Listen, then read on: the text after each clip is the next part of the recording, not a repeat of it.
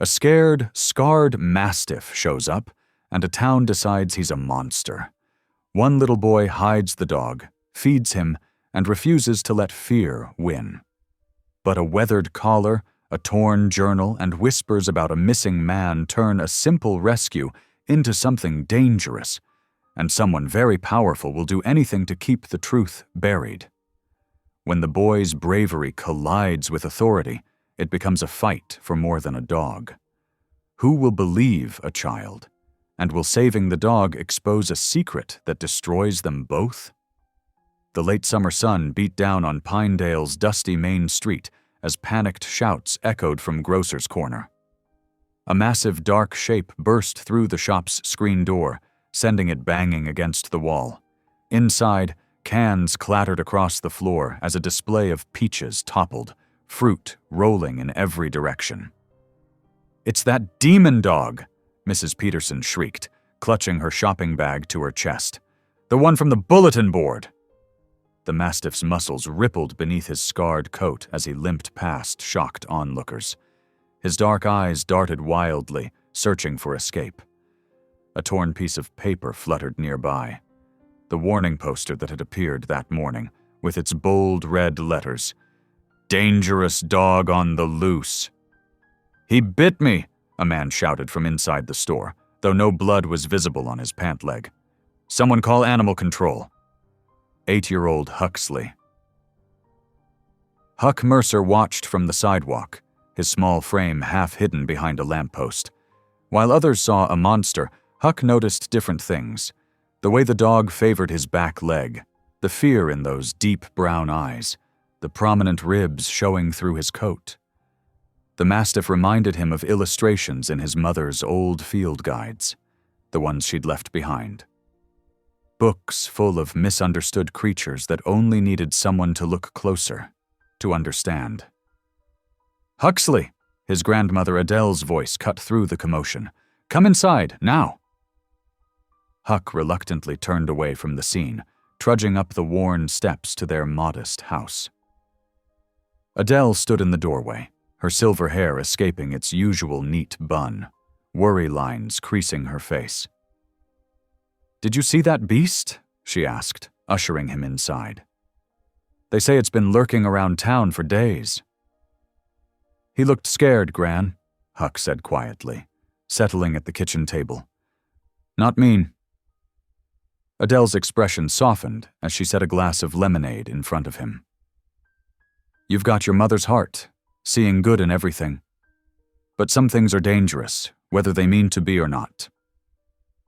Huck sipped his drink, thinking of how the other kids at school called him weird for preferring books to baseball. He understood what it felt like to be judged without being understood.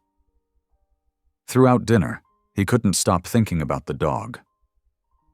While Adele watched her evening shows, Huck sat by his bedroom window, scanning the growing shadows.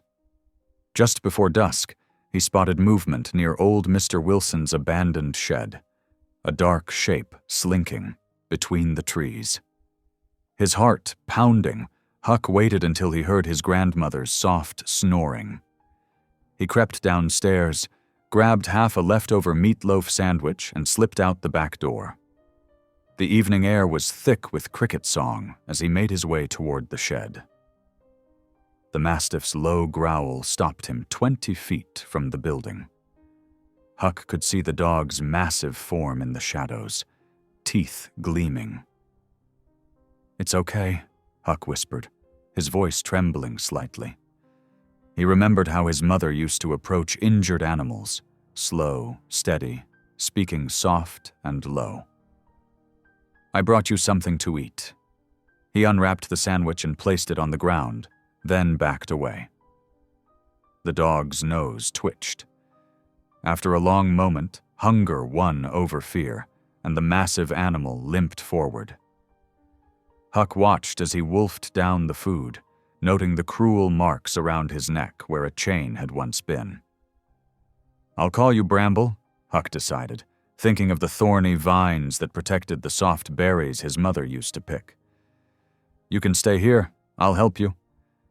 The dog's ears pricked at the gentle tone. He looked at Huck with eyes that held more pain than anger, more wisdom than wildness. For a moment, boy and dog regarded each other in the growing darkness, two souls who knew what it meant to be misunderstood. Huck found an old horse blanket in the shed and spread it in the corner. "I'll bring you more food tomorrow," he promised. "Just stay hidden, okay?" As he snuck back home, Huck felt something new stirring in his chest, a sense of purpose, of rightness. For the first time since losing his mother, he felt like he knew exactly what he needed to do. Bramble wasn't the monster everyone thought. He just needed someone brave enough to look past the surface, someone willing to show him kindness. Climbing back into bed, Huck could hear distant voices, people still talking about the demon dog that had terrorized the grocery store. But he smiled to himself, knowing the truth that no one else had bothered to see.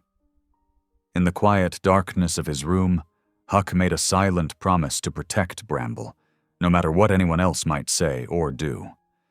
This small act of defiant compassion would change everything, though Huck couldn't know that yet.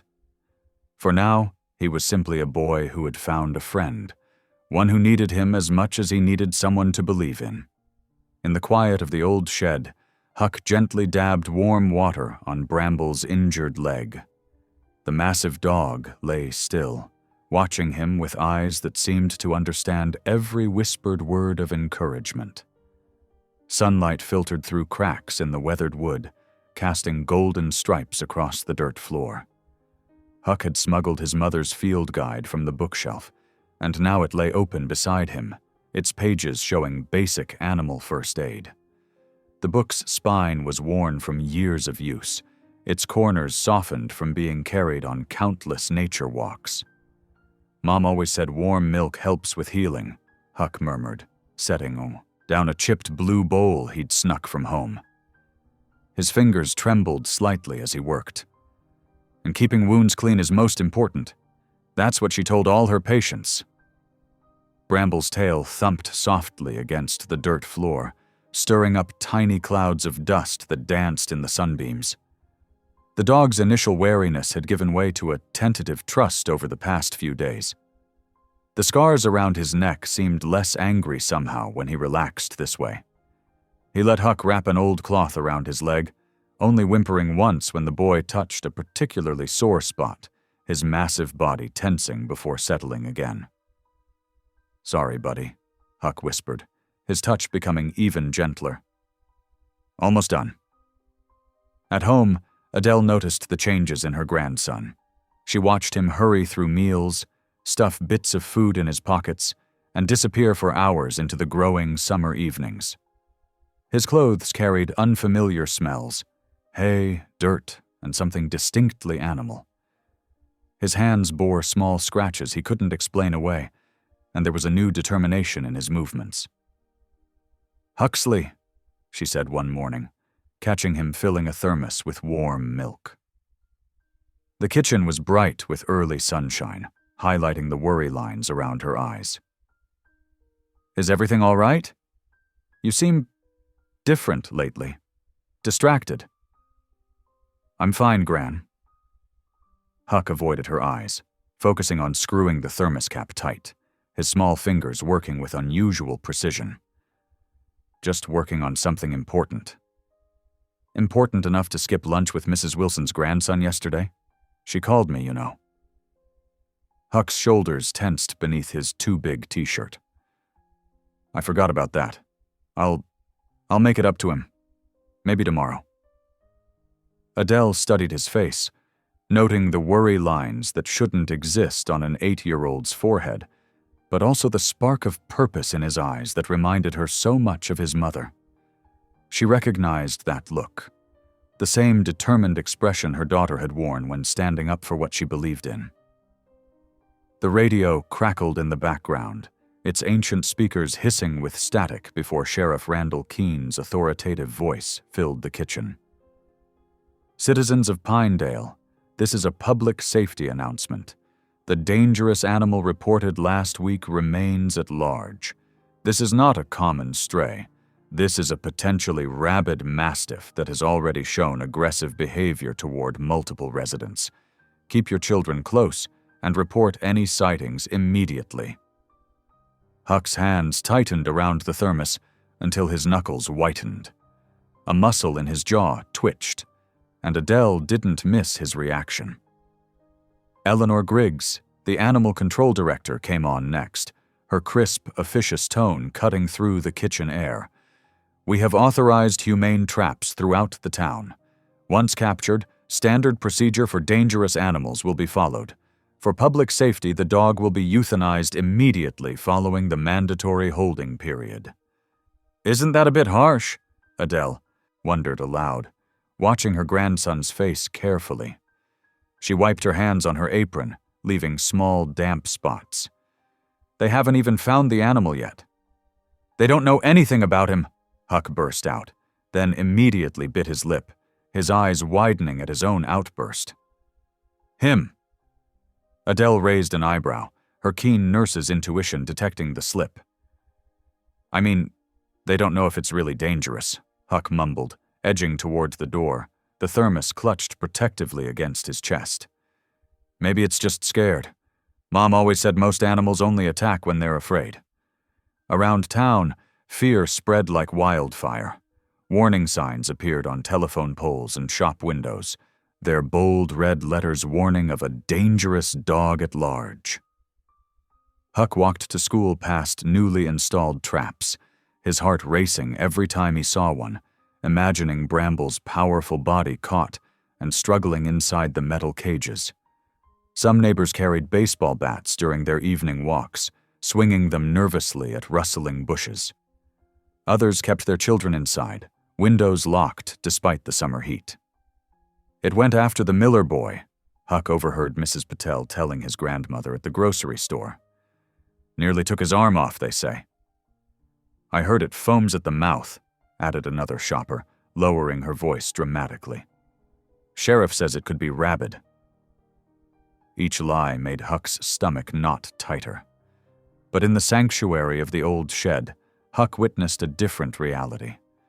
Bramble's true nature emerged in small moments, the gentle way he took food from Huck's hand, his massive teeth carefully avoiding the boy's fingers.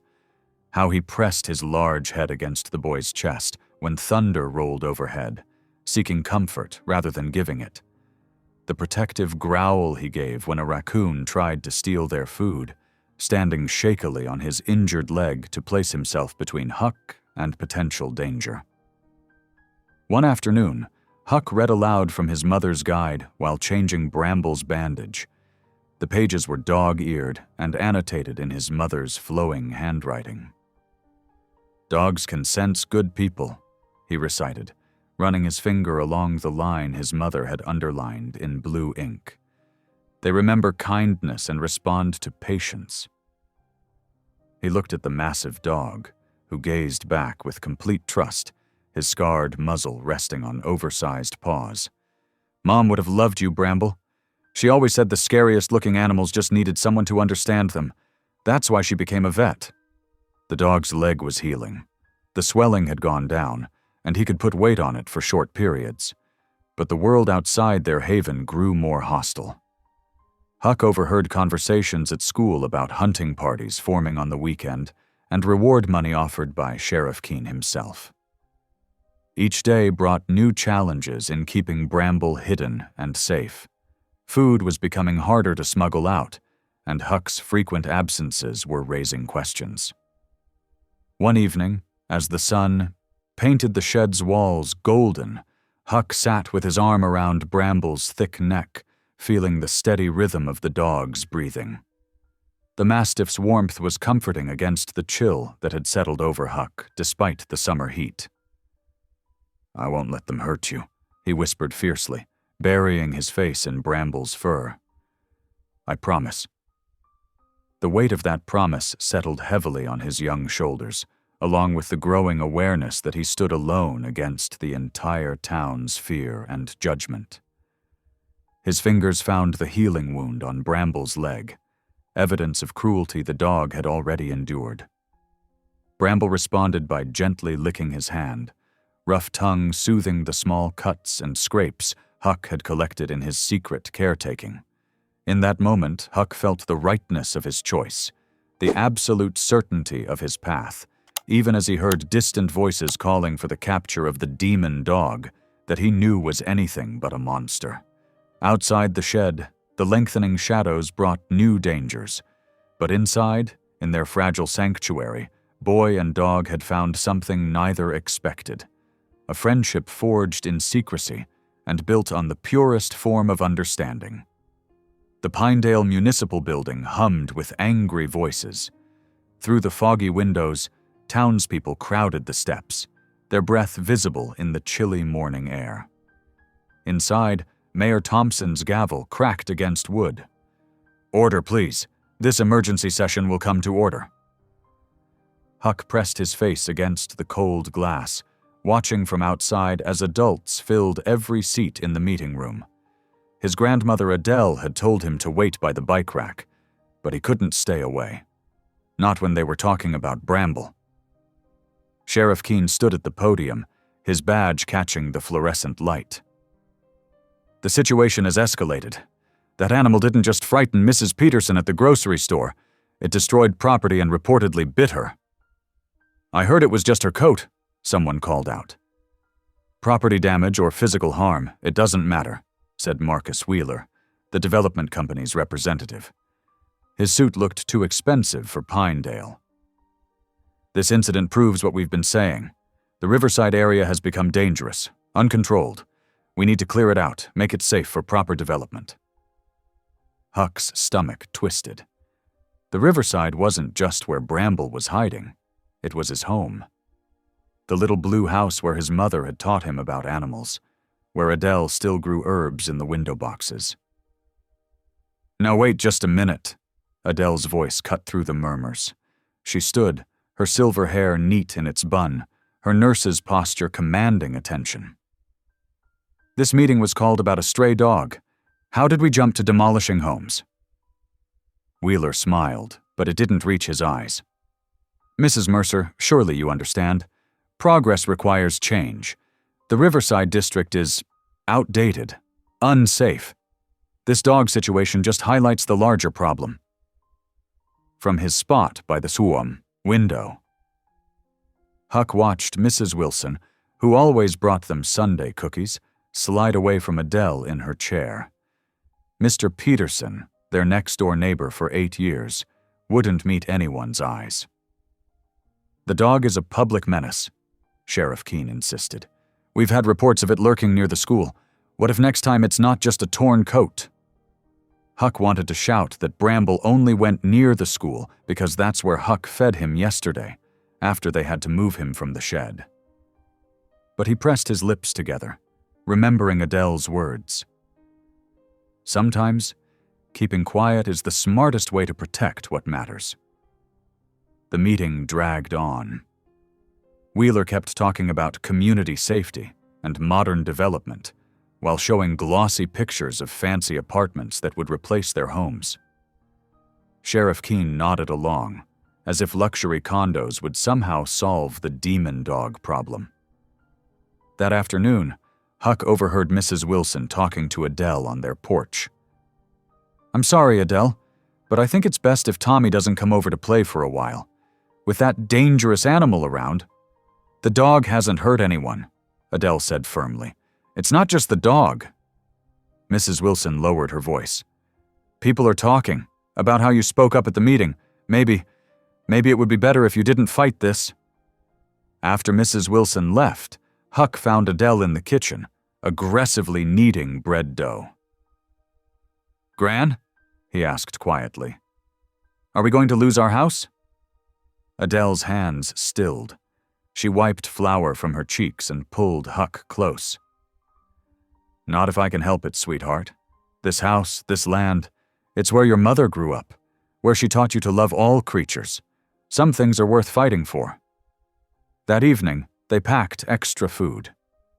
Adele didn't ask where Huck was taking it, but she added a first aid kit and fresh bandages to his backpack. "Be careful," was all she said. Huck moved carefully through the growing darkness to Bramble's new hiding place, an abandoned boathouse deeper in the riverside woods. The mastiff's tail thumped against the wooden floor when he entered. "Hey, boy," Huck whispered, checking that the old blanket still kept Bramble hidden from view. "Brought you dinner. We have to be extra careful now." As he changed Bramble's bandages, Huck could hear distant voices from town. Someone was organizing a search party. They called it a safety patrol, but Huck knew what they were really looking for. "They're trying to take everything," he told Bramble, his voice thick. "But I won't let them. You're not dangerous, and this is our home." The dog's warm brown eyes watched him steadily, understanding in their depths. When Bramble pressed his massive head against Huck's chest, it felt like a promise. They would protect each other, no matter what the town said. Through the boathouse's cracked windows, Huck could see lights moving in the distance. Flashlights from the search party. They were getting closer to the riverside, closer to everything he needed to protect. The stakes weren't just about saving one dog anymore. This was about his home, his grandmother, the memory of his mother in every corner of their little blue house. The town's fear had become a weapon, aimed not just at Bramble, but at anyone who stood in the way of progress. As Huck huddled with his friend in the growing darkness, he understood that sometimes the scariest things weren't dogs at all. They were the people who used fear to take what wasn't theirs. Huck watched Lark fiddle with her camera from behind the boathouse. She was 17, with wild auburn hair and a reputation for getting into trouble. Exactly the kind of ally he needed right now. "So this is your dangerous demon dog?" Lark smirked, adjusting her lens as Bramble dozed in the afternoon sun. "Real terrifying. I'm shaking in my boots." "Will you help us?" Huck asked, his voice barely above a whisper. He'd approached her yesterday, after seeing her take pictures of the no trespassing signs Wheeler's people were putting up along the riverside. "Kid, I've been looking for a chance to expose Wheeler's garbage for months." She snapped a few test shots. "Nobody believes a teenager with a camera, but a sweet little boy and his gentle giant? That's a story people might actually listen to." Dr. Mays arrived next, his veterinary bag clutched tight. The old doctor had agreed to examine Bramble after Adele called in a favor. She'd helped his wife through a difficult surgery last year. "Let's see what we've got here," Dr. Mays muttered, kneeling beside Bramble. The mastiff stayed perfectly still as the vet checked him over. "Remarkable temperament. These scars around his neck, old chain marks. Someone kept him tied up for a long time." Lark's camera clicked steadily as Dr. Mays worked. "Any sign of aggression?" she asked. "Quite the opposite." The vet let Bramble sniff his hand. "Look at his body language, relaxed, trusting. And these teeth? They don't match the bite pattern described in the grocery store incident. I'd stake my license on it." Huck felt hope bubble up in his chest. "You'll help us prove he's innocent?" "I'll write up my findings." Dr. Mays packed his bag. "But be careful, boy. Some people in this town don't want the truth getting out." Over the next few days, their small group grew. Adele reached out to her old nursing network, gathering statements from people who'd seen Bramble before the grocery store incident. Mrs. Parker, who walked with a cane, remembered him helping her pick up scattered groceries. Mr. Chen's kids had played with him in the park without incident. Lark documented everything. She caught Bramble on video being gentle with younger children who'd discovered their hideout, showing him accepting treats carefully from tiny hands. She photographed the development plans Wheeler had tried to keep quiet, proving the dog scare was just an excuse to clear the riverside. "Look at this," she told Huck one afternoon, showing him her camera screen. "I got Wheeler talking to Sheriff Keene behind the municipal building. Notice how the sheriff keeps pointing at your grandmother's house on the map?" Huck felt his stomach twist. "They're really going to try to take our home." "Not if we can help it." Lark's eyes sparkled with determination. "We're building a case they can't ignore." Adele worked tirelessly, using her reputation as a retired nurse to gather signatures for their petition. "A temporary stay of removal," she explained to Huck. "It means they have to stop and listen before they can do anything to Bramble or our neighborhood." The petition grew longer each day. Even Mrs. Wilson, who'd been so afraid before, signed it after seeing Lark's photos of Bramble playing with children. "I remember when your mother would bring home injured animals," Adele told Huck one evening as they sorted through the evidence. "She always said that kindness needs defenders as much as victims do." Their first real victory came when Dr. Mays filed his veterinary report. The town had to schedule a hearing. They couldn't ignore expert testimony about Bramble's true nature. Small signs of support began appearing. Anonymous donations of dog food left at their door, neighbors accidentally leaving their gates open so Bramble had escape routes if needed. But Wheeler and Sheriff Keene pushed back hard. New "Beware of Dog" signs plastered the neighborhood. Animal control patrols increased. Someone tried to steal Lark's camera, but she'd already backed up all her photos and videos. "We're not just fighting for Bramble anymore," Lark told Huck as they watched the sun set over the riverside. "We're fighting for everyone who's ever been pushed around by people like Wheeler." Huck nodded, scratching behind Bramble's ears. The mastiff's tail thumped steadily against the ground, a rhythm of trust and patience. Together they had built something powerful, not just evidence, but a community of people willing to stand up for what was right. Their folder for the hearing grew thick with testimonials, photos, and expert statements. Each piece of evidence told the same story, of a gentle dog, a greedy developer, and a town that needed to choose between fear and truth. "What if it's not enough?" Huck asked Adele late one night. His grandmother smiled, her eyes fierce and kind at once. "Then we'll find another way. Remember what your mother always said about hope?" Huck nodded, remembering. "Hope isn't just wishing, it's working to make good things happen." "Exactly." Adele hugged him close. "And look how much good we've already made happen." The morning brought a sharp chill and the sound of metal clanking by the riverside. Huck peered through the early fog to see animal control officers setting up steel cages along the water's edge. Their white van gleamed like a warning signal. "They're using food to bait the traps," Lark whispered, crouching beside Huck, in the tall grass. Her camera hung ready around her neck. "Look at Eleanor Griggs directing them. She's got that same smug look Wheeler gets." Bramble tensed beside them, a low rumble in his chest. Huck placed a gentle hand on the mastiff's broad shoulder. "Easy, boy. We won't let them get you." But as they watched, more officers appeared with nets and poles. The operation was bigger than usual, organized, determined. Dr. Mays had warned them this might happen. "They're closing in from both sides," Lark noted, snapping quiet photos. "We need to move."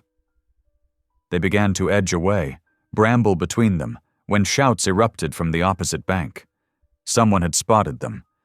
Bramble bolted, with Huck and Lark scrambling after him through the underbrush.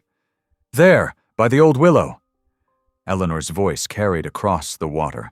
They ran until their lungs burned, ducking through a maze of trees and abandoned lots.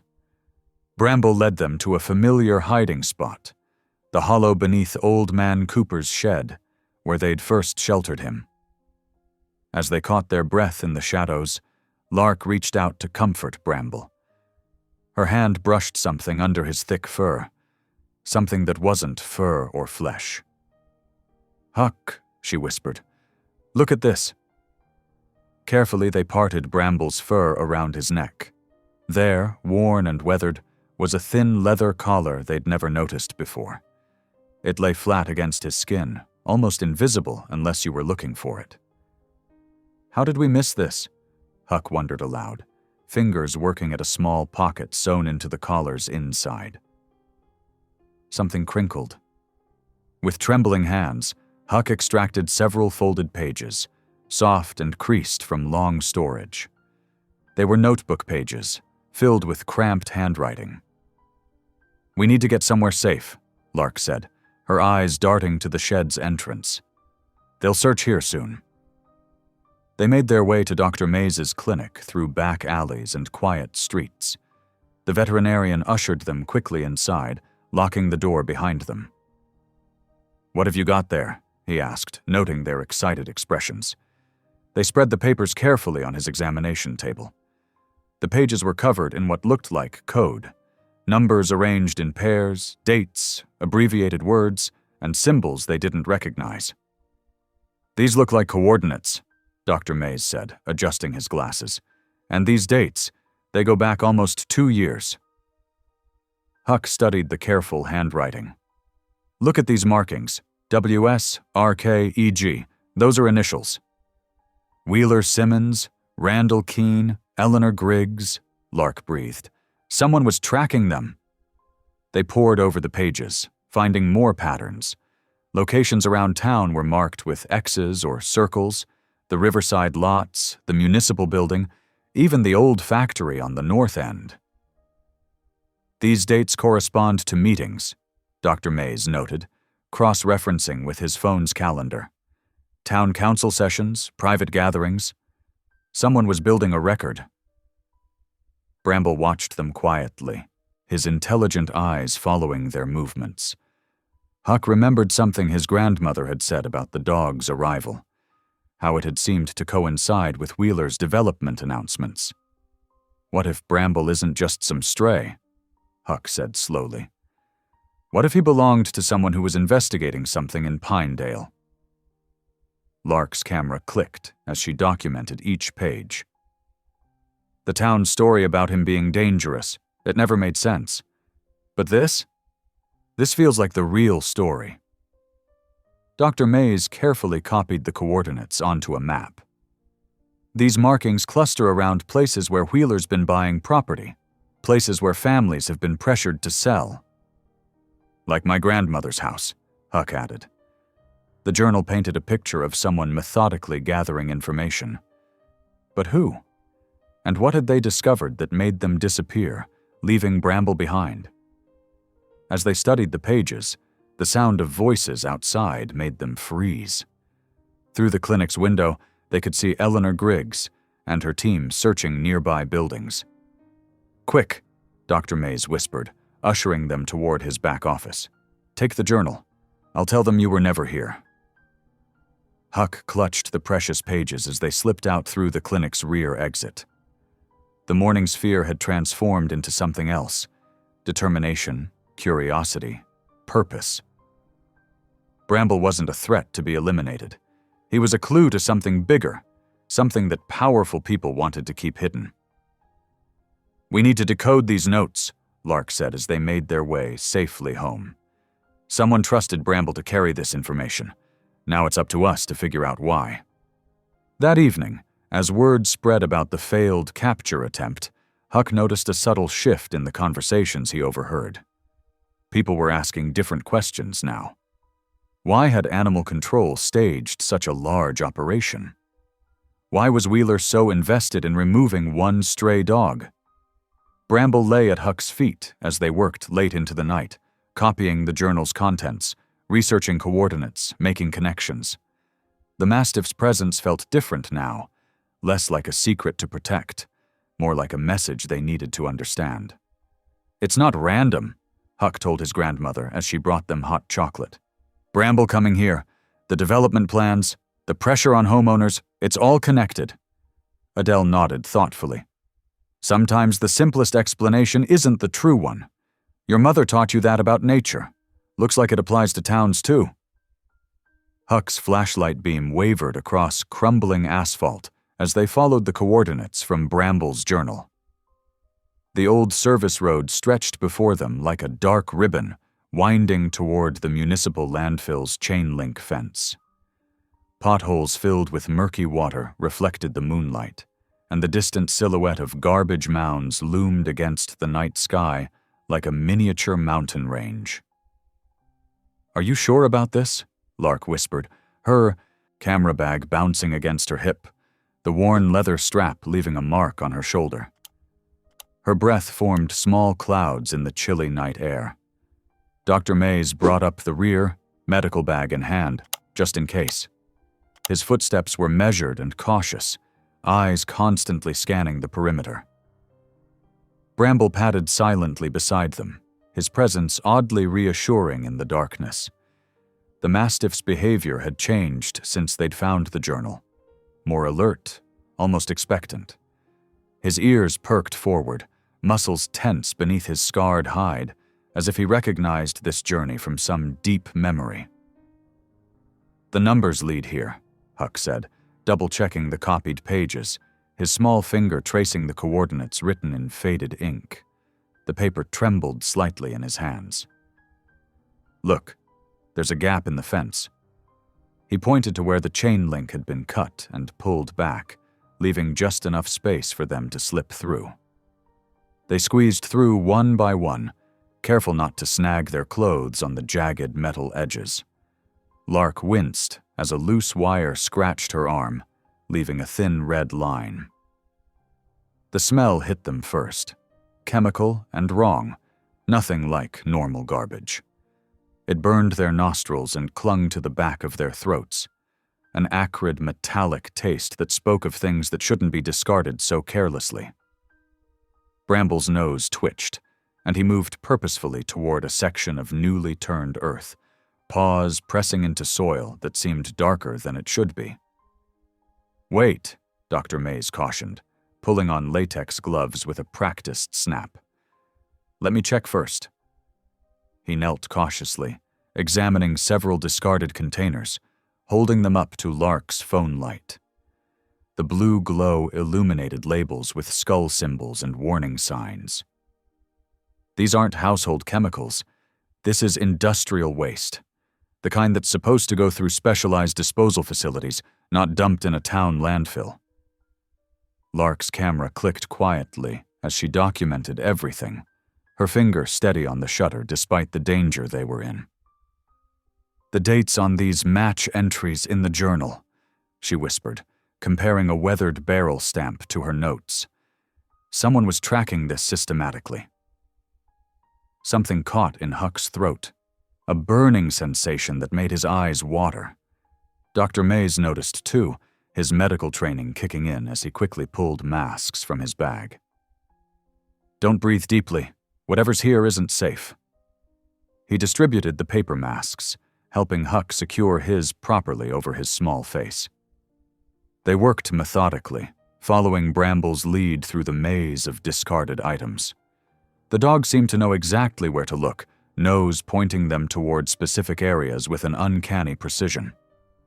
Under a pile of regular trash, old furniture and broken appliances meant to disguise what lay beneath, they found water-damaged VHS tapes, their labels barely legible. Behind some barrels stacked haphazardly against an earthen berm, a metal lockbox lay partially, buried, its corners peeking out from the soil like a secret, refusing to stay hidden. "Over here!" Lark called softly, her voice muffled by the mask. She'd crouched behind a rusted filing cabinet and found a ledger, its pages stuck together but still readable under her careful touch. "Look at these numbers. Payments to Wheeler Construction, but the amounts don't match any public contracts. There are dates, delivery times, signatures. This is a whole shadow accounting system." Suddenly, headlights swept across the landfill's entrance, cutting through the darkness with blinding intensity. They dropped to the ground, hearts pounding against their ribs. A truck's engine rumbled closer, tires crunching over gravel and debris, the sound magnified in the quiet night. "Security patrol," Dr. Mays breathed, his body tense as he motioned them deeper into the shadows. "We need to move. Now." They scrambled behind a pile of discarded furniture, the musty smell of an old sofa providing strange comfort compared to the chemical stench. Bramble pressed close to Huck, his massive body completely still and silent, only his eyes moving as he tracked the approaching threat. The truck's beam passed over their hiding spot once, twice, so close that dust particles danced in the light just inches from their faces. Minutes stretched like hours, each breath measured and shallow, until the engine sound finally faded into the distance, red taillights disappearing around a bend. "Let's get what we have and go," Lark said, hands shaking as she packed her camera, fumbling with the lens cap. Sweat beaded on her forehead despite the cool night air. "I've got enough photos to prove something's wrong here." They were nearly at the fence when Huck heard something, a fragment of sound from one of the tapes they'd found. The magnetic strip had partially unwound, catching the breeze like a strange wind chime. He carefully wound it back, the brittle tape cracking slightly under his gentle fingers, before tucking it into his pocket. The weight of it felt significant, a piece of truth they couldn't leave behind. Back at Dr. Mays's clinic, under the harsh fluorescent lights that made them all look sickly pale, they spread their findings across the examination table. The ledger pages showed a pattern of payments, always on nights when the journal recorded activity at the landfill. Names were initialed rather than spelled out, but certain patterns emerged. The tapes were too damaged to play normally, their casings warped and discolored, but one section was still audible when they carefully fed it through Lark's father's old VCR. "I can clean this up," Lark said, connecting her laptop to the audio output, her fingers flying across the keyboard with surprising expertise. After some work, adjusting levels and filtering out background noise, a voice emerged through static. "Confirm delivery to Site 4. Keene says proceed as planned. Environmental survey can be handled." The voice sounded nervous. Words rushed as if they knew they shouldn't be recorded. The next morning, Sheriff Keene was on the radio again, his voice filling kitchen radios and car speakers across town. "Recent accusations about waste disposal are completely unfounded," he declared, the practiced confidence in his tone undermined by a slight edge of tension. "This is another attempt to distract from the real issue, public safety. The animal control order stands."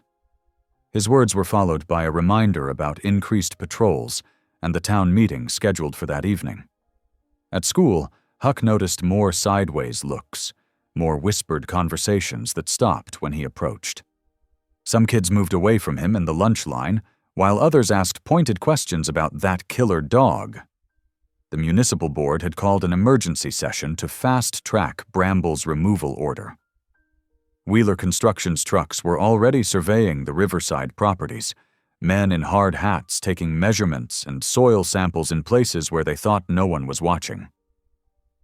That evening, as Huck reviewed their evidence with his grandmother and Dr. Mays in Adele's kitchen, the pages spread across the worn wooden table between mugs of untouched tea. Something clicked. The dates, the locations, the payments, they all connected to property deals where families had been pressured to sell. Properties that now belonged to development companies with connections to the town council. "Bramble's owner," Huck said slowly, the realization dawning in his eyes. They weren't just tracking meetings, they were following the waste trucks. They knew what was happening at the landfill. They were collecting evidence, just like we are now. "And now we know too," Adele said quietly, her nurse's training evident in how carefully she handled the chemical-stained containers they'd found. Her weathered fingers, which had taken countless pulses and comforted the sick for decades, traced the warning labels with grim recognition. "These chemicals cause the kinds of illnesses I've been seeing more of in the last year. Respiratory problems, unusual skin conditions. I thought it was coincidence." The evidence was clear, but so was the danger. These weren't just town officials they were dealing with. These were people with power, money, and the ability to make problems disappear. People who might not hesitate to silence anyone who threatened their plans. Bramble wasn't just a stray dog anymore. He was living proof of something much bigger, a silent witness who had somehow survived when perhaps his owner hadn't. Dr. Mays studied the Mastiff thoughtfully as Bramble lay at Huck's feet, ever vigilant. "Whoever your owner was," he said to Bramble, "they left us a trail to follow. Question is, what happened to them before they could finish the job?" The unspoken possibility hung heavy in the room, that Bramble's loyalty might have cost someone their life. Bramble's dark eyes seemed to hold the answer, depths of knowledge and pain that couldn't be spoken. His scarred body shifted closer to Huck, as if recognizing that this small boy was now carrying the burden his previous owner had shouldered. For now, all they could do was protect the evidence they'd found, and the dog who had led them to it, whose life seemed increasingly intertwined with secrets that powerful people would kill to keep buried. Miss Palmer, the town librarian, adjusted her glasses as she studied the journal's cramped handwriting. Her fingers traced the distinctive way the Y's and G's looped below the line. "I've seen this before," she said quietly. "These annotations, they're exactly like the ones in our municipal records from 2 years ago. Tommy Keene used to help me archive the town documents before he—" Her voice trailed off. Huck leaned forward. "Tommy Keene? The sheriff's son?" "Yes." Miss Palmer's hands trembled slightly. "He had such a particular way of writing. I'd know it anywhere. He disappeared right after filing the last batch of environmental surveys." Adele sat down heavily in one of the library's wooden chairs. "The same surveys mentioned in those tapes we found?" The quiet of the library seemed to deepen. Bramble, who they'd snuck in through the back door after hours, pressed his head against Huck's leg. The dog's reaction to the sheriff's name hadn't gone unnoticed, the way his ears had flattened, how he'd moved closer to Huck for protection. "It makes sense now," Dr. Mays said, spreading out the journal entries. "These coordinates, the tracking patterns. Tommy was monitoring the waste dumping. He must have taken Bramble with him during his surveillance." Lark pulled up old newspaper articles on her phone. "Look at this. Tommy Keene vanished 3 days after the last entry in the journal. The official story was that he'd left town after an argument with his father, but nobody ever heard from him again. And now his father is leading the charge to get rid of Bramble," Huck said, his voice tight with realization. "Because Bramble knows something, or could lead others to whatever Tommy discovered." Through the library windows, they could see the town square where Sheriff Keene had posted his warnings about the demon dog. The posters took on a different meaning now, less about public safety and more about desperation. "We need to be very careful," Adele warned, her nurse's instincts for danger kicking in. "If the sheriff is willing to go this far to keep old secrets buried—" "It's not just the sheriff," Dr. Mays interrupted. "Think about it. The municipal board, Wheeler Construction, all those forced property sales. This goes deeper than one man trying to cover his tracks." Miss Palmer pulled out more records, her hands steady now with purpose. "Tommy came to me the week before he disappeared. He was agitated, saying he needed to double-check some zoning permits. He spent hours comparing property records, 2 environmental reports." Huck watched Bramble, remembering how the dog had led them straight to those chemical containers at the landfill. He was gathering evidence, wasn't he? Just like we are now. "And look what happened to him," Lark said softly, her camera hanging unused around her neck for once. The group fell silent, the weight of what they'd uncovered settling over them. This wasn't just about saving a dog anymore. This was about years of corruption, about families forced from their homes, about toxic waste seeping into their soil, and about a young man who might have paid the ultimate price for trying to expose it all. Around town, cracks were already starting to show. People who had initially supported the animal control order began asking questions. Why was the sheriff so personally invested in this case? Why were development plans being rushed through without proper environmental reviews? That evening, at a hastily called town meeting, the tension was palpable. Sheriff Keene stood at the podium, his usual confidence slightly strained. "We cannot let baseless conspiracies distract us from public safety," he insisted. "This animal is dangerous and must be removed." But something had shifted. When Wheeler Construction's representative tried to speak about their development plans, someone in the crowd shouted, "What about Tommy? What happened to him?" The sheriff's face went rigid. For a moment, his hand trembled on the podium. "My son's disappearance has nothing to do with current events," he said, but his voice had lost its authority. Back at home, Huck and Adele double-checked their locks. They'd hidden copies of all their evidence in multiple locations. Dr. Mays had taken Bramble to a new safe house. They couldn't risk keeping him in one place for too long now. "They're scared," Adele said, watching through the window as another patrol car rolled past their house. "Scared people with power are dangerous."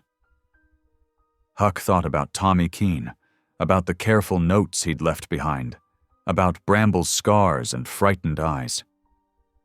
"But we're not alone anymore," he said. "People are starting to see the truth." The truth was spreading, but so was the danger. The small group that had started with a boy trying to save a dog had grown into something larger, a movement to expose years of corruption. But with each new ally came new risks, and with each revelation, the stakes rose higher. They knew now that they weren't just fighting against prejudice or bureaucracy. They were up against people who had built their power on buried secrets, who had already shown how far they would go to keep those secrets hidden. The question wasn't just whether they could save Bramble anymore. It was whether they could bring justice to their town without meeting the same fate as Tommy Keene. The next morning, Huck's kitchen table became their war room. Adele spread out a detailed map of the landfill, while Dr. Mays arranged his medical supplies with practiced precision. "We'll need these," Dr. Mays said, distributing latex gloves. "No fingerprints, no traces, and wear old clothes you can dispose of after."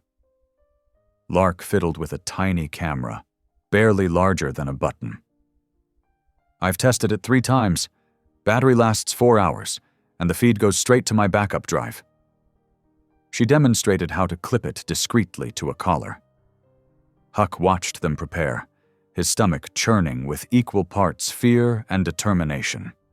The gravity of what they were about to do pressed down on him like a physical weight. Adele touched his shoulder. "You don't have to come, sweetheart. We can handle this part." "I have to," Huck said quietly.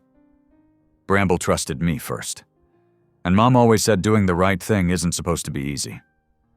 They reviewed the plan again.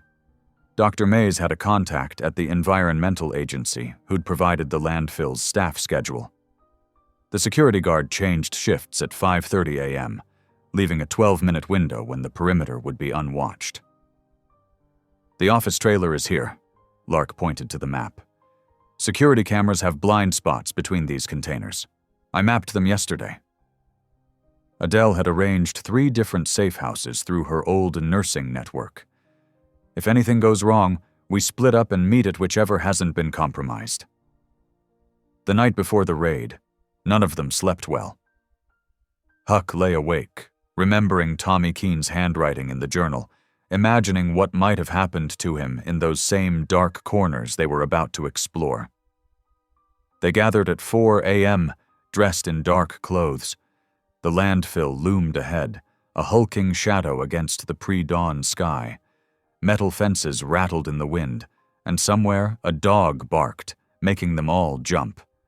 "Remember," Dr. Mays whispered, "we're looking for the red ledger Lark spotted through the window, and any tapes or files marked with last year's dates." Lark's camera was already recording, its tiny light blinking steadily. They moved in practiced formation, just as they'd rehearsed in Adele's backyard. Dr. Mays took point, Lark following with her real camera ready. Huck stayed between them, with Adele watching their backs. The fence's weak spot was exactly where their inside source had marked it. They slipped through silently, timing their movements between security light sweeps. The office trailer's door lock gave way to Dr. Mays's skilled hands. skills he'd apparently picked up in a misspent youth. Inside, everything smelled of stale coffee and cigarettes. Filing cabinets lined the walls. Lark went straight for the desk while Dr. Mays tackled the filing system. Huck and Adele kept watch, their hearts pounding with each distant sound. "Got it," Lark breathed, pulling the red ledger from a bottom drawer. She quickly photographed key pages, columns of numbers, signatures, dates that matched their timeline. Dr. Mays found a box of audio tapes labeled with dates from the previous year. They could hear muffled voices when they held them close to their ears, meetings, arguments, threats. The 12 minutes felt like both an eternity and an instant. They carefully replaced everything exactly as they'd found it, leaving no trace of their presence. The return journey through the landfill felt endless, each shadow potentially hiding a guard or camera. Finally, safely back in Adele's kitchen, they spread out their evidence. The ledger pages showed clear patterns of payments, matching perfectly with the dates of property sales and environmental inspections. The tapes needed to be cleaned and digitized, but even in their raw state, they captured damning conversations. "This is it," Lark said, her voice shaking with excitement as she reviewed her photos. "This proves everything. The illegal dumping, the payoffs, the connection to Wheeler Construction. And maybe what happened to Tommy," Huck added softly, thinking of the young man who'd traveled this same path before them. They worked through the morning, organizing their findings, making copies, preparing everything for public presentation. The evidence was undeniable, a paper trail of corruption that went back years. "The town meeting is tomorrow," Adele said, looking at each of them in turn. "Are we ready for what comes next?" They shared a long look, understanding that they'd crossed a point of no return. The truth they'd uncovered would change everything: their town, their neighbors, their own lives. "We have to be," Huck said, thinking of Bramble, of Tommy, of all the people who'd lost their homes to Wheeler Construction's plans. "The truth has to come out." The morning sun crept higher, casting long shadows through the kitchen windows.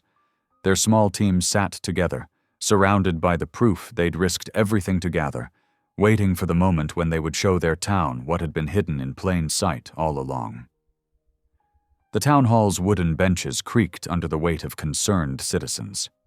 Lark's footage played on the projector screen, showing clear evidence of illegal dumping at the landfill.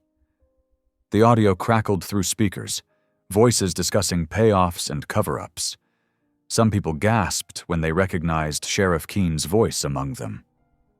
Dr. Mays stood at the podium, his veterinary credentials displayed behind him. "Bramble shows no signs of aggression. The bite report from the grocery store doesn't match canine dental patterns. This dog was trained, possibly as a service animal." Huck's hands trembled as he gripped the edge of his chair. Adele squeezed his shoulder gently. The crowd's murmurs grew louder with each revelation. "The environmental impact alone is staggering," Lark explained, clicking through photographs of chemical containers and tainted soil samples. "These toxins are seeping into our groundwater." Council members shifted uncomfortably in their seats. Mayor Thompson's face had turned an alarming shade of red. Wheeler Construction's representative kept checking his phone, sending urgent messages. When Huck's turn came to speak, his legs felt like jelly. The microphone looked enormous in front of his small frame. He took a deep breath, remembering Bramble's trust in him. "My mom taught me that every creature deserves kindness," he began, his voice quiet but steady. "Bramble isn't dangerous. He's been trying to show us something important. His old owner, Tommy Keene, disappeared after discovering these illegal operations." The crowd erupted in whispers. Sheriff Keene's chair scraped back as he stood abruptly. For one shining moment, justice seemed within reach. People were nodding, talking among themselves with growing anger. The evidence was undeniable. Even some council members appeared swayed. Then Sheriff Keene strode to the podium, his badge gleaming under the fluorescent lights. "I have here," he announced, holding up official-looking papers, "warrants for the arrest of several individuals on charges of criminal trespassing, theft of confidential documents, and reckless endangerment of public safety." The atmosphere in the room shifted instantly.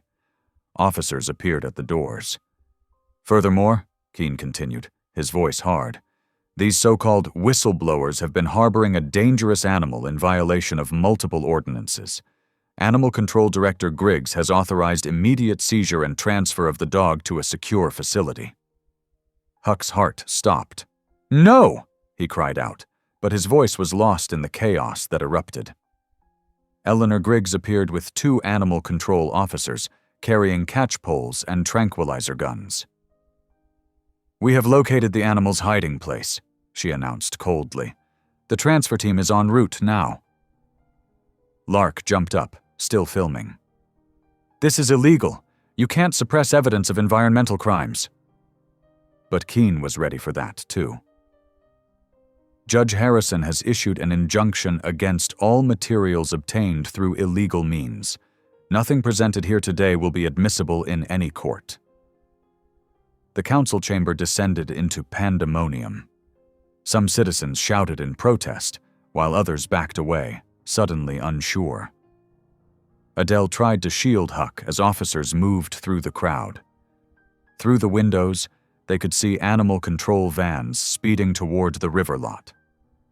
Huck fought against his grandmother's protective grip, desperate to reach Bramble first. But officers blocked every exit. "Your evidence was obtained through criminal acts," Keene's voice boomed over the noise. "These children and their adult enablers have put our community at risk. They will face appropriate consequences." Dr. Mays attempted to present his veterinary findings again, but the council chairman banged his gavel, declaring the session suspended due to security concerns. Through tears, Huck watched the live feed on Lark's phone as animal control officers cornered Bramble in his hiding place. The dog didn't fight or growl. He just looked confused and betrayed as they slipped the catch pole around his neck. "Transfer to the state facility has been approved," Griggs announced with satisfaction. "The animal will be removed from town limits within the hour." Their carefully gathered evidence was being dismissed as inadmissible. Their testimonies were being reframed as criminal acts. Even the sympathetic council members now sat silent, unwilling to challenge the legal machinery that had been set in motion.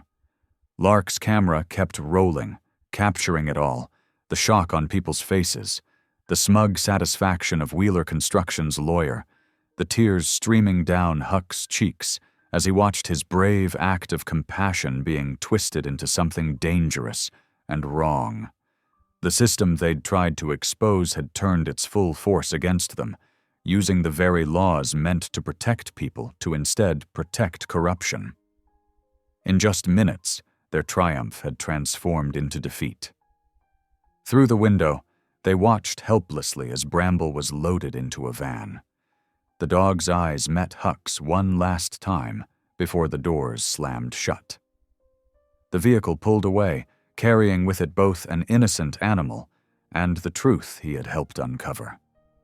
The town hall emptied quickly, leaving Huck, Adele, Lark, and Dr. Mays standing in stunned silence among scattered papers and abandoned chairs.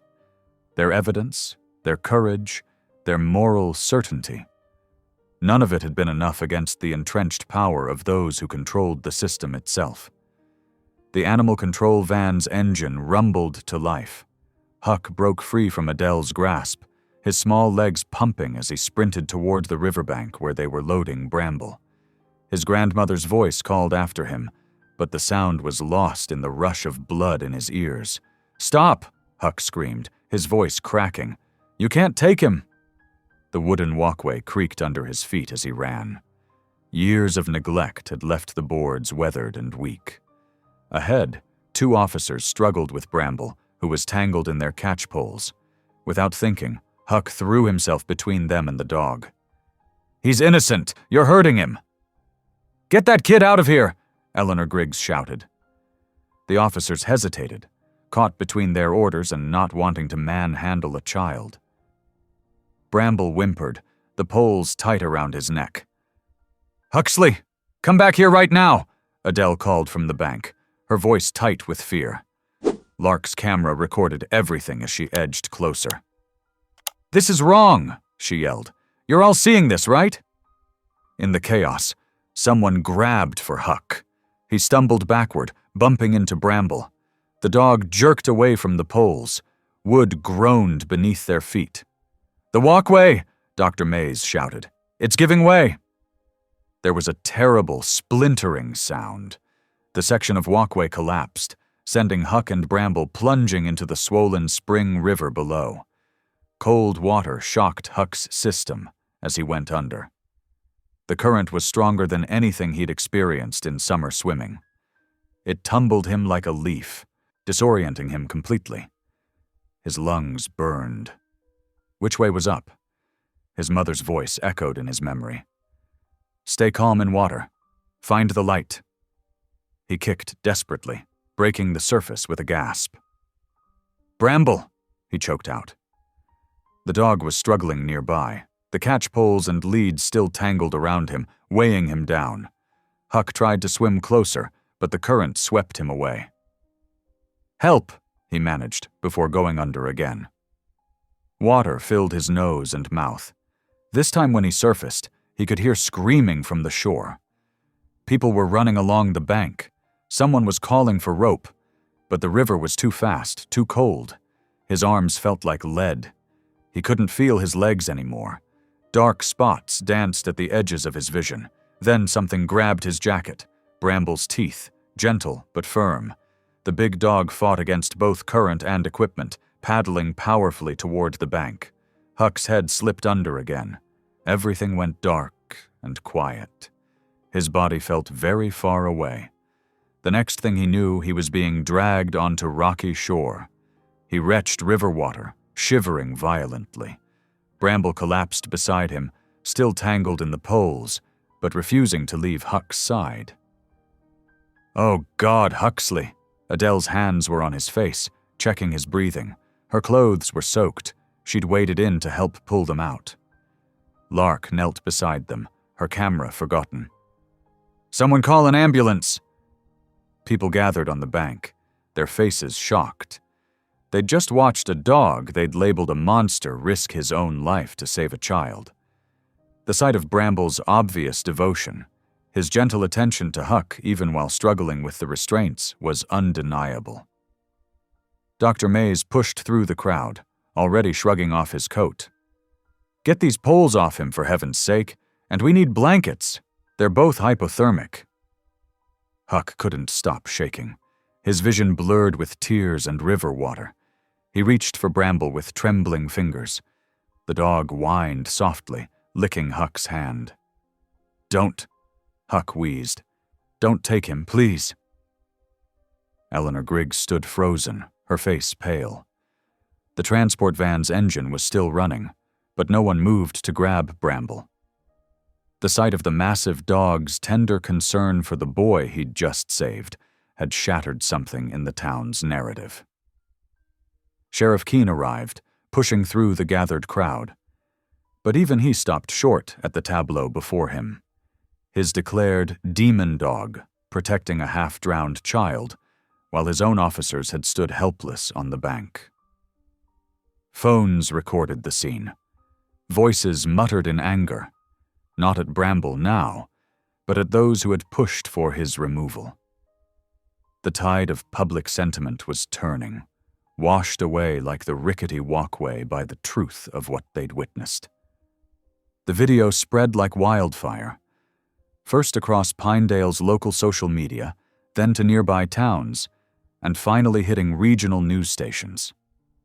Lark's steady camera work captured every moment: the violent arrest attempt, Huck's desperate intervention, the terrifying plunge, and most importantly, Bramble's heroic rescue.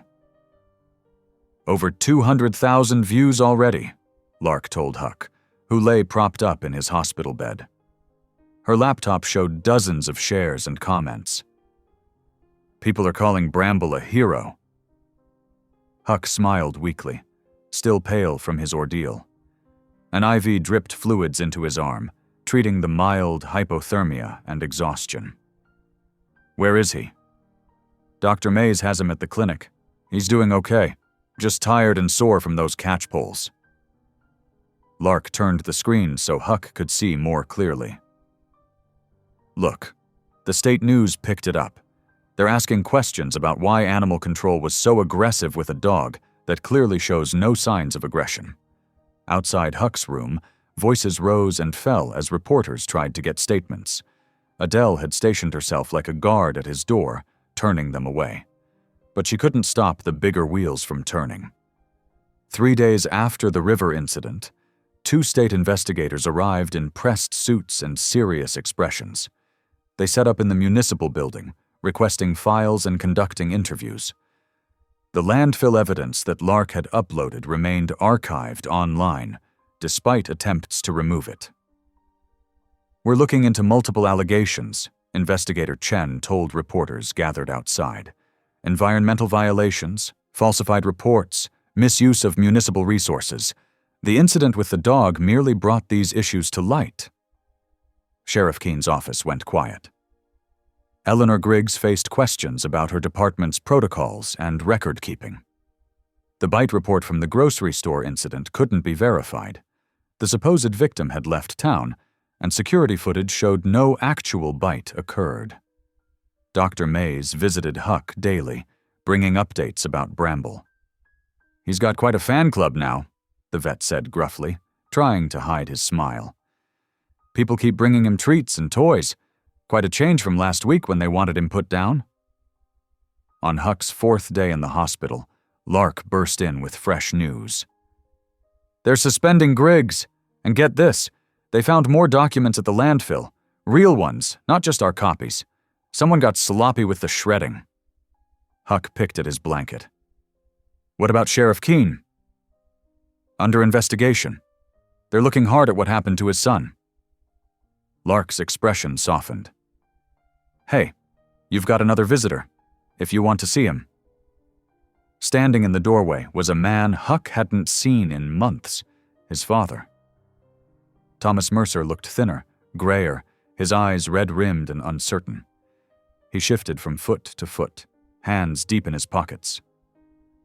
Hey, kiddo, he said quietly. Huck stared at his hands, emotions warring across his face. Adele appeared behind Thomas, her expression carefully neutral. I saw the video, Thomas continued. What you did, standing up like that. Your mom would have been so proud. Tears spilled down Huck's cheeks. He didn't look up, but he didn't tell his father to leave either. I'll come back later, Lark whispered, slipping out. In the following days, state authorities dug deeper into Pinedale's records. They found irregularities stretching back years, toxic dumping covered up, development deals pushed through without proper environmental studies, missing funds. The preliminary hearing was held in the county courthouse. Huck, still weak but determined, testified about finding Bramble, about the journal, about everything they'd discovered. Dr. Mays presented medical evidence proving Bramble's gentle nature. Lark's photographs and videos documented their investigation. Sheriff Keene sat stone-faced as his department's actions were examined.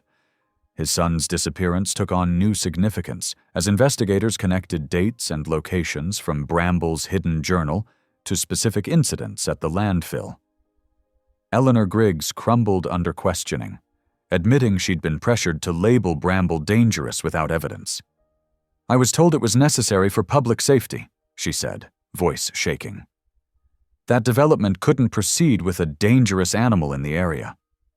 Through it all, Bramble stayed at Dr. Mays's clinic, healing and gaining strength. His gentle behavior with staff and visitors became living proof against the demon dog label. Children brought him drawings. Former critics came to apologize with treats and gentle words. Huck visited as often as he could, his father occasionally hovering in the background, watching his son's quiet confidence with a mixture of shame and pride. They didn't talk much yet, but they shared space, shared meals, small steps toward something that might become whole again. The truth about Pinedale's corruption emerged piece by piece, like spring flowers pushing through frost. State investigators promised more hearings, more accountability. The development project stalled pending environmental review. Huck's home, and others along the riverside, were safe for now. But for Huck, the biggest victory was simpler. Bramble's adoption papers, officially approved and signed. The demon dog of Pinedale had a home, and more importantly, a boy who had never stopped believing in his innocence. The county courthouse loomed over Pinedale's main street, its stone steps worn smooth by generations of footsteps. Today, those steps were crowded with reporters, concerned citizens, and what seemed like half the town's population. Inside, the main courtroom buzzed with tension as Judge Martha Wilson called the emergency hearing to order. "We're here to address multiple serious allegations," she announced, her voice cutting through the murmurs. "Environmental violations, abuse of power, and falsification of public records." At the prosecution table, state investigators had arranged their evidence in neat stacks. The landfill ledger lay open, its pages marked with colored tabs. Next to it sat audio recordings, photographs, and the small journal found on Bramble's collar. Sheriff Keene sat with his attorney, his usual commanding presence diminished. His badge was conspicuously absent. The state had suspended him pending investigation. Eleanor Griggs occupied a seat nearby, nervously adjusting her glasses, looking smaller without her animal control uniform.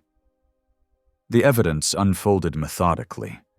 Financial experts authenticated the ledger, tracing payments that coincided with toxic dumping at the landfill. Audio specialists verified the recordings, conversations about bribes, threats, and cover-ups. "The voice print analysis is conclusive," the expert testified. "These recordings capture Sheriff Keene discussing illegal disposal operations with multiple parties." When they played the tapes, Keene's face grew ashen. His words filled the courtroom. "Handle it like the others. No permits, no papers. Anyone asks questions, you know what to do." Dr. Mays took the stand next, presenting Bramble's medical records. "This dog shows no signs of aggression," he stated firmly. "The injuries I treated were defensive wounds, consistent with abuse, the reported bite at the grocery store, physically impossible given the angle and force described." Lark's footage of the river rescue played on the courtroom's display screen. The audience gasped as they watched Huck's desperate leap, Bramble's powerful swimming, the dramatic rescue. Even Judge Wilson leaned forward, gripping her desk as the scene unfolded. "The dog risked his own life to save the boy," Dr. Mays concluded. "That's not the action of a dangerous animal. It's the act of a loyal protector." Eleanor Griggs crumbled under cross-examination. "Yes, I falsified the danger assessment," she admitted, voice trembling. "Sheriff Keene said it was necessary. The developers wanted that riverside land cleared. No complications, no delays." The revelation about Keene's missing son hit like a thunderbolt. Investigators connected dates in Bramble's journal to specific incidents at the landfill. The son had been documenting environmental crimes, they explained. His disappearance aligned with a major toxic disposal operation. "We're reopening the missing persons case," Investigator Chen announced, "and examining all operations at the landfill during that period." Huck's statement, read by Adele since he was still recovering, brought tears to many eyes. His simple words cut through the legal complexity. "I just knew Bramble was good. Sometimes you have to trust what you see with your heart instead of what people tell you to believe." The judge's rulings came like hammer blows. Sheriff Keene was formally charged with multiple felonies. Griggs faced lesser charges but lost her position. The development project was suspended pending environmental review. The Riverside homes, including Huck's, received temporary protection orders. Outside the courthouse, the mood shifted from tension to celebration. People who had once demanded Bramble's removal now spoke about community healing. Signs appeared in windows, Bramble, Pinedale's guardian, and "Thank you, Huck." At the hospital where Huck was finishing his recovery, Thomas Mercer finally found the courage to truly face his son. He sat beside the bed, hands clasped tightly. "I've been a coward," he said softly, "running away when things got hard. But you're so much braver than I ever was." Huck picked at his blanket, not meeting his father's eyes. "I was scared too," he admitted, "but Bramble needed help." "Your mother would have done exactly what you did," Thomas continued, voice rough with emotion. "Standing up for what's right no matter how hard it gets." He paused, struggling. "I'd like to try again, son. To be here. To do better." Huck finally looked up, his eyes wet but steady. "Bramble's coming home with us," he said. It wasn't quite forgiveness, but it was a door left open. Thomas nodded. "I'd like to meet him properly. Maybe we could all start fresh." At Dr. May's clinic, Bramble's transformation was already complete. Children visited daily, bringing treats and gentle pats. The demon dog label had dissolved, replaced by a new understanding of his protective nature. His adoption papers sat ready for final signatures, waiting for Huck's release from the hospital. The state investigation expanded, reaching into years of municipal corruption. But for Huck, justice had a simpler measure: Bramble's vindication, his home secured, and the tentative presence of his father, trying to rebuild what grief had broken. Every day, more of Pinedale's citizens came forward with apologies and support. The town's conscience had awakened, sparked by an 8-year-old boy who sought truth when others chose fear. Through it all, Bramble waited patiently at Dr. Mays's clinic, his gentle eyes fixed on the door, knowing Huck would come for him soon. The morning of Bramble's official adoption brought a gentle fog to Pinedale. At the courthouse, Judge Wilson had swapped her stern demeanor for a warm smile as she signed the papers. Huck's small hand trembled as he added his own signature, making it official. Bramble was finally, legally, his. "Looks like we did it, boy," Huck whispered, burying his face in Bramble's thick fur. The mastiff's tail thumped steadily against the marble floor. Dr. Mays stood as witness, beaming. "He's been waiting for this day, haven't you, old friend?" He handed Huck a new collar, deep brown leather with a proper tag bearing Bramble's name and their home address. Outside the courthouse, neighbors gathered with small gifts, homemade dog treats, a plush bed, even a hand-knitted sweater for cold mornings. Mrs. Chen from the grocery store, where it had all started, stepped forward with tears in her eyes. "I was wrong about him," she admitted, offering a basket of fresh bones. "About both of you. Sometimes it takes a child to show us adults what courage really looks like." The town council presented Huck with a simple certificate of recognition, not for publicity but to acknowledge what his moral stand had meant for Pinedale. Mayor Thompson had insisted on keeping it low-key, understanding that Huck's actions hadn't been about fame. "You reminded us to look deeper," the mayor said quietly, "to question what we're told and stand up for what's right." At home, changes unfolded in small, meaningful ways. Thomas Mercer started showing up for breakfast, initially sitting in awkward silence at Adele's kitchen table. But gradually, words began to flow. "Remember that camping trip when you were 5? He asked one morning, pushing scrambled eggs around his plate. "You spent hours watching a family of rabbits." Huck nodded, a faint smile crossing his face. "Mom took pictures. Said I had a natural way with animals." She was right. Thomas reached out, hesitantly touching his son's shoulder. "I see so much of her in you." Adele watched these moments from her spot by the sink, her heart lifting at each small step toward healing. She'd kept faith through the darkness, and now light was finally breaking through. "Your mother would be proud," she told Huck later, as they worked together in her garden. "Not just of what you did, but of how you're helping your father find his way back." The Riverside lot, once targeted for development, transformed into something unexpected. Community members, led by Lark and her environmental club, began restoration work. Native plants replaced debris, and bird feeders appeared along the walking path.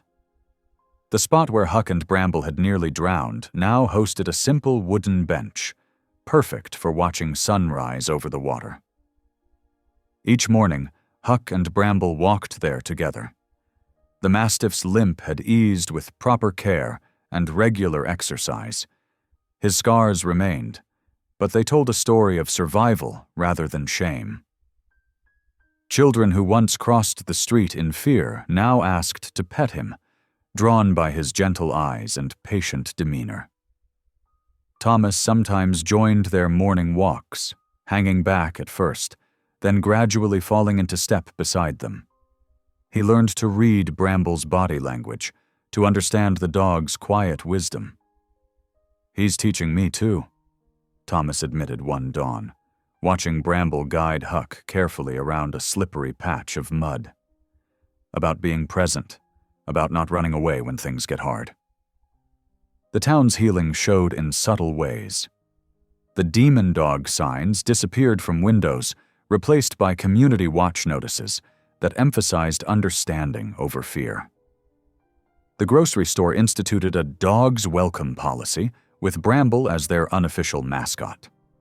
Dr. Mays started a program teaching children about animal behavior and compassion, often using Bramble as his gentle teaching assistant.